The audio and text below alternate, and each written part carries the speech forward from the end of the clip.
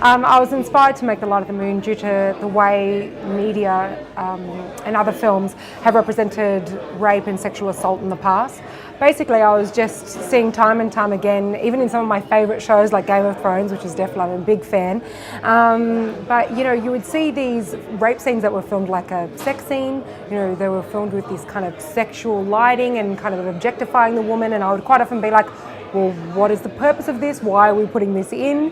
What are we trying to say about the subject? And then unfortunately, this happened to a friend of mine while she was jogging one evening in broad daylight. She was sexually assaulted.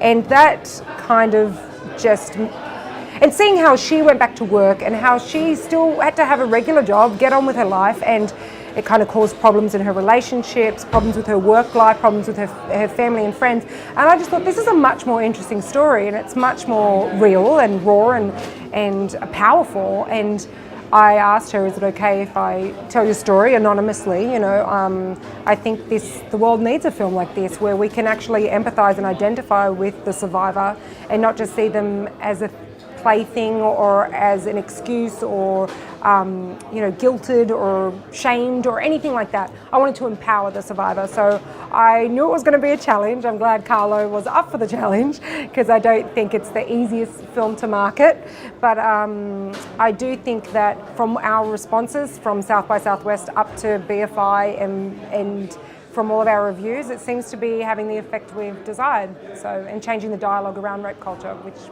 I'm happy with. Starting with the project, we knew that it was going to be a challenge making this film and making it what most people say commercially viable. So for us, it wasn't an opportunity for us to make money. We actually wanted to make this film to start or to contribute to the ongoing dialogue that is happening about or around sexual assault and raising awareness about sexual assault. So for us, we've let the project speak for itself. And I think winning that audience award as well speaks to the power of the film, because a film like this doesn't typically win an audience award, especially at a festival like South by Southwest.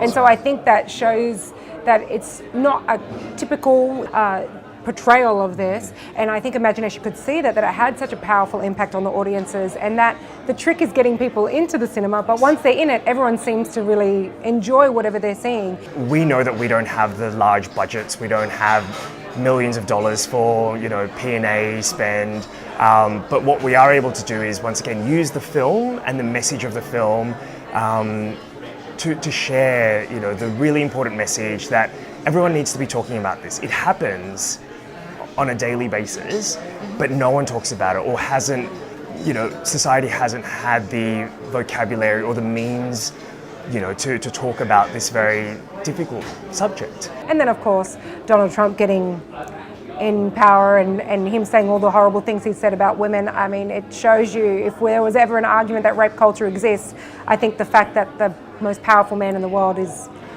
Donald Trump at the moment is probably enough evidence for the case. And so we're not trying to capitalize on what's happening. We understand that, what's happening in the world. I'd rather it wasn't happening. Exactly. It's also making sure that we aren't just the token rape film, because I know that I'm very aware of being classified as that.